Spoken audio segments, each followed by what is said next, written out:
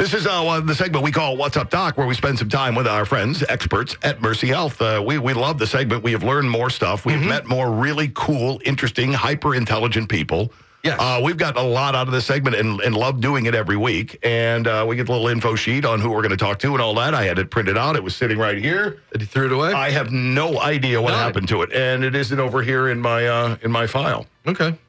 You want to have her introduce herself? Well, we probably might have to. I think, am I doing here good? Hold on. See, that's what I'm talking about. I feel badly about this. I got it. Feel like we're poor hosts. I got it. Welcome to the show right now, Dr. Rebekah Collins-Conkright. Doctor, how are you doing there? Good. How about you? All right. We averted disaster there. Doctor, we're sorry about that. It is no disrespect to you whatsoever. It's more idiocy on our own part here.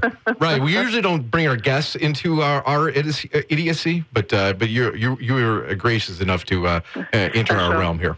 And Doctor, there's a lot of people who like to write down everything we say throughout the entire course of the morning on a big legal pad. How do we spell your name? It's Rebekah, and last name is Collins, which is, I go by Dr. Collins. Okay. But it's Collins-Conkright, Cronkright. All right, we'll go with the Collins part then. Yes. Yeah. Much easier. And Dr. Collins especially is internal medicine residency over there at Mercy Health. Outstanding. Well, first off, we always like to find out a little bit of background on our guest, Doctor. What can you tell us about yourself? I'm a later in life doctor. I went back to school after raising my family. Originally from Michigan. Then I moved to Portland.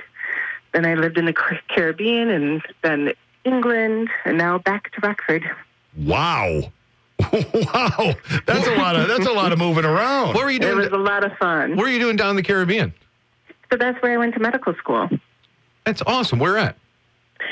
American University of the Caribbean. I was there 2 years, and traditionally after that you come back to the U.S. and do 2 years of rotations through all your for your clinicals.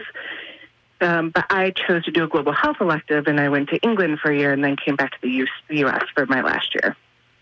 So what did you glean from this much travel and looking at the way, other nations, other cultures, everything else are approaching your field of endeavor? Yeah, it was very interesting. So on the island, it's actually half Dutch, half French. So they're both very advanced in healthcare.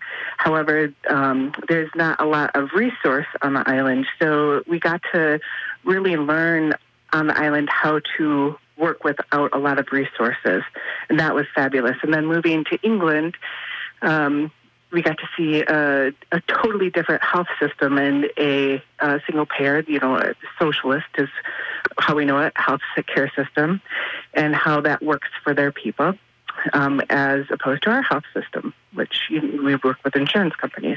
So it was good. And how did it work over there in England? Yeah, it's really good. I really enjoyed, no matter who you are, you got health care, and that gave us a huge range of different diseases that we looked at, preventative health. They're really good working with mental health, which I really appreciated. It worked really well. Of course, every system has its ups and downs, though. Mm-hmm. And nobody's perfected one yet, have they? Exactly right. So internal medicine covers a lot of different things. Who's coming in to see you? Sure. So we work with people that are 18 and older, and we are, again, looking at anybody that has internal diseases. So we work as a whole to look at our whole body system. So, we're not looking at anything surgical, although we can refer out if we feel like that's necessary. But we like to look at such GI tract, pulmonary, and then, of course, we like preventative health, too. It sounds like you're almost an intermediate step. Do people not usually see you first? Are they referred to you, and then do they end up with you, or do you pass them along? Are you kind of a sorting hat for medical maladies? Yeah, that's a great question. So we actually are a primary point of care. So we would be your primary provider, but adults only. That's opposed to family practice, which sees all age groups. But we specialize in adult health. But we could be your primary care, and we give you your annual physicals, go over preventative health with you. We see you for acute illnesses. We do same-day appointments for acute illnesses. But if there's something going on that's a specific system, then we can take you and point you in the right direction, get you that referral you need.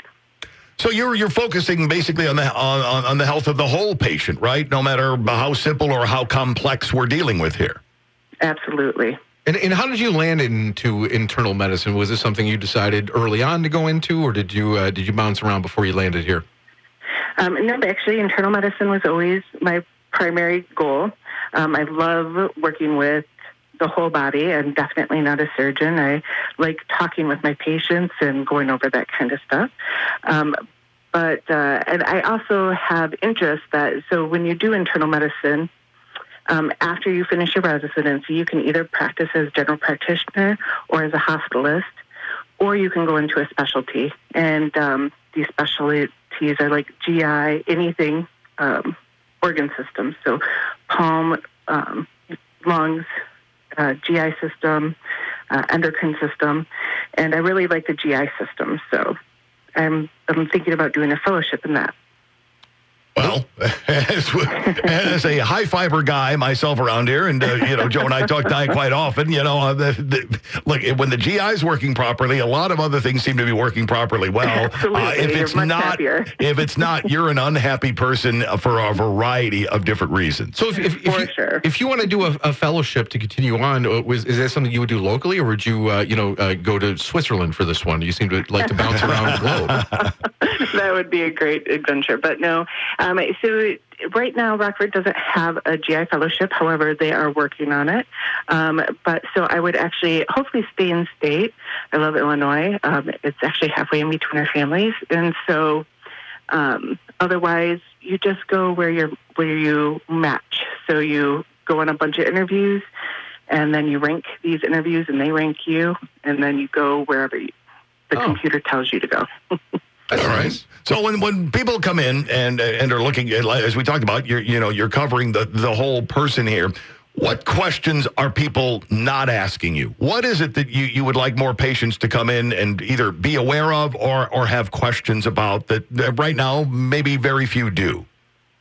Yeah, so I think that something that is incredibly relevant right now is talking about COVID and the importance of vaccinations. And the safety and efficacy. I understand that there's a lot of worry about vaccine safety and efficacy right now, but we can really talk through and explain how long these trials have been going on, how this technology has been in use for decades, and then also what this means in the future for future vaccines. I'd also love to talk about preventative health, how to avoid getting any diseases in the first place. Like you said, very good, you're on a high-fiber diet. That really is very preventative, not just for GI health, but also cardiovascular health, endocrine health. It really is something that's good for your whole body.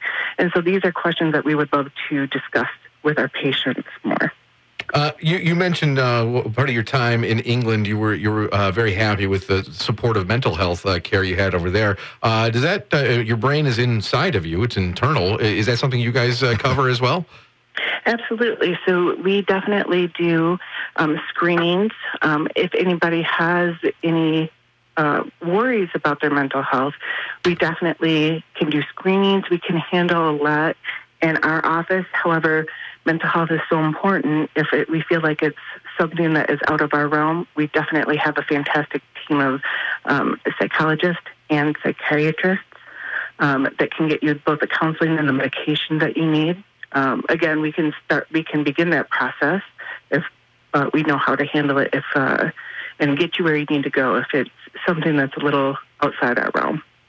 I've read over and over again and talked to different doctors who have said that because of the pandemic, a lot of routine care that people would go in, get their checkups done, have something looked at, all of that got put on the back burner, I don't want to go out. We're not supposed to go out. We're supposed to stay away. And then once reopening came, it hasn't been as quick to get people back in again. What do you say to people who still have hesitancy about coming back?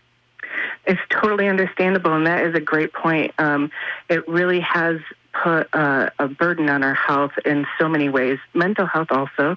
So we can also help with that too, the anxiety of coming back into the world. But also, I would plead that anybody come in if they have any questions about their health at all. Right now, we have really good controls in place to make sure that our clinic is as sterile as possible, and you don't want to ignore things, because when you ignore them, they just compound and get worse to the point where you might need more specialists than you would have originally. Have you seen an influx of any specific disease or condition over the last, about 5-10 years? Actually, preventative health is becoming bigger, and which we really enjoy. Also, medical supervised weight loss.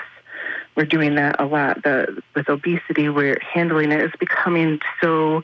The health effects of obesity are becoming so well known that we're going through and learning how to medically manage weight loss and help our patients get into a better pattern with eating and exercise, but small steps, because, if it were easy to lose weight, all of us would be thin, right? Mm-hmm. Are you trying to tell me that the commercial I saw last night that told me just a couple of different pills and drinking 5 gallons of water every 12 minutes isn't going to do the trick for me?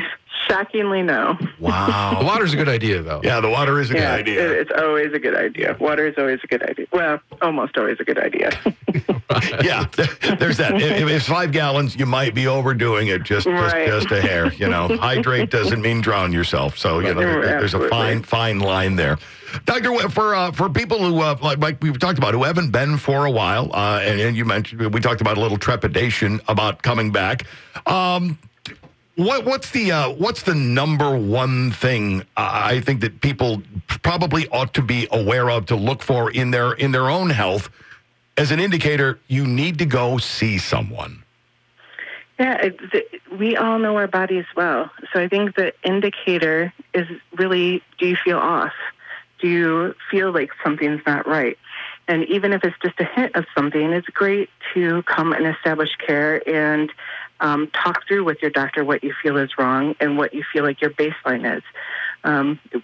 It's also good, even if you don't feel like anything's wrong, to come in and talk to your doctor, just so we know what your baseline is, so we can get that on, and to establish care in case something goes wrong down the road.